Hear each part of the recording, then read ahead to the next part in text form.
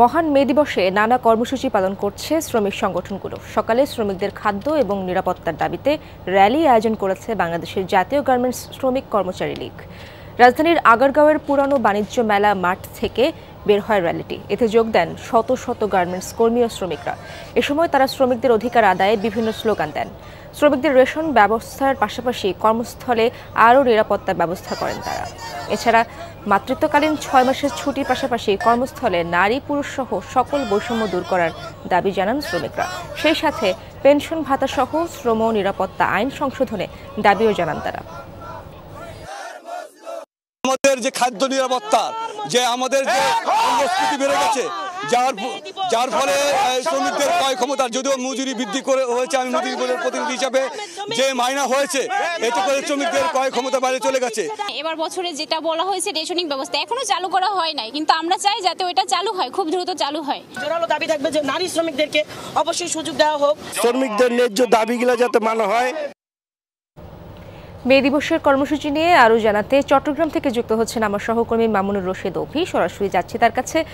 অভি, সকাল থেকেই তো নানা আয়োজন দেখছেন আপনি, আজকের কি আয়োজন রয়েছে সারাদিন ব্যাপী, এবং শ্রমিকরা আজকের দিন সম্পর্কে কি বলছেন?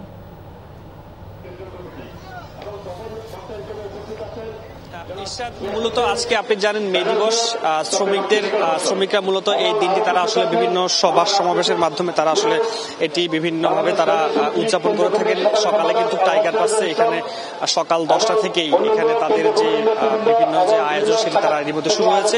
এখানে তারা বলছেন যে শ্রমিকদের বিভিন্ন নিরাপত্তা বিষয় নিয়ে তারা আসলে যে সারা বছরের যে কাজকর্ম করে থাকেন সেই কাজের উন্নত পরিবেশ এবং শ্রম ঘন্টা 8 ঘন্টা এবং তাদের অন্যান্য যে সমস্ত সুযোগ সুবিধাগুলো রয়েছে সেই বিষয়গুলো নিশ্চিত করার জন্য তারা আসলে এখানে সকলে সমবেত হয়েছেন। তাদের সেই দাবিগুলো তারা আসলে উত্থাপন করছেন। আমরা একজন শ্রমিক নেতার সাথে কথা বলবো।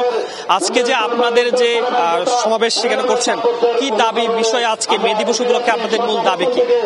যেটা হলো 1 মে শ্রমিকের যে দাবি, সেই মহান মে দিবস, এটা সারা বিশ্বে আজকে এই দাবি প্রতিষ্ঠিত, যেটার জন্য 1846 সালে আমাদের দাবি হলো আজকে এখনো জননেত্রী শেখ হাসিনা একজন শ্রমিক বান্ধব সরকার হওয়ার পরেও বিভিন্ন জায়গায় বিভিন্ন প্রতিষ্ঠান, সরকারি আধা সরকারি স্বায়ত্তশাসিত প্রত্যেকটা প্রতিষ্ঠানে এখনো শ্রমিকেরা নির্যাতিত।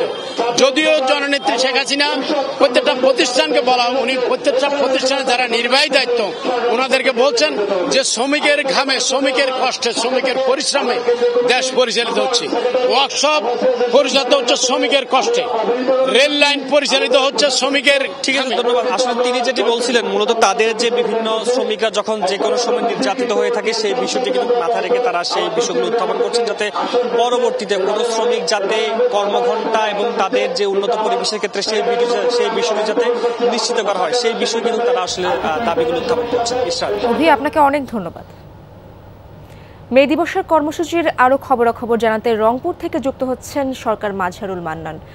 মাঝহার, সকাল থেকেই তো জেলায় মে দিবসের আয়োজন চলছে, আপনি আজ কি আয়োজন দেখছেন এবং সারাদিন ব্যাপী কি আয়োজন চলার কথা আজ?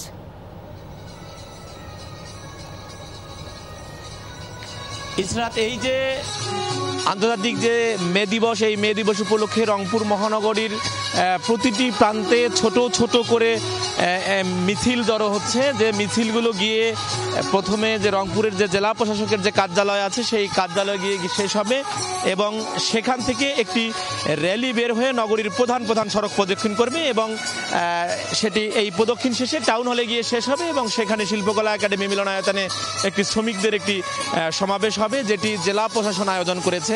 এর বাইরে যদি আপনাকে তথ্য দেই যে আপনি নগরীর যে প্রত্যেকটি মোড় আছে, যে শাপলা চত্বর, গ্র্যান্ড হোটেল মোড়, ডিসির মোড় সহ পায়রা চত্বর, সুপার মার্কেটের সামনে প্রত্যেকটি জায়গায় শ্রমিকরা জড়ো হয়েছেন এবং তারা বিভিন্ন ধরনের কর্মসূচি পালন করছেন। এর মধ্যে তারা মানববন্ধন করছেন, তারা সমাবেশ করছেন। তারা যারা দাবি করছেন যে তাদের জন্য ন্যায্য মজুরিটা নিশ্চিত হয় আজকের এই দিনে, তাদের যে শ্রম ঘন্টা, সেই শ্রম ঘন্টা যেন কত ঘন্টা তাদের কাজ করতে হবে, যে 8 ঘন্টা বা 6 ঘন্টা, সেই যেন নিশ্চিত করা হয়। শ্রমিক যে নির্যাতন হয় সেই নির্যাতন থেকে যেন তাদেরকে মুক্ত রাখা হয়। বিশেষ করে তারা শিশু শ্রমের কথা বলছেন, শিশু শ্রম যেন দেয়া নেয়া সবই বন্ধ হয় এবং সব থেকে বড় কথা এই যে দ্রব্যমূল্যের যে ঊর্ধ্বগতি, এই দ্রব্যমূল্যের ঊর্ধ্বগতির কারণে তারা যেটা চাইছেন যে তাদের যেন ন্যায্য মজুরিটা নিশ্চিত হয় এবং সারা দিনব্যাপী রংপুরের বিভিন্ন প্রান্তে এই আয়োজন চলবে। ইসরাত, মাঝার, আপনাকে অনেক ধন্যবাদ।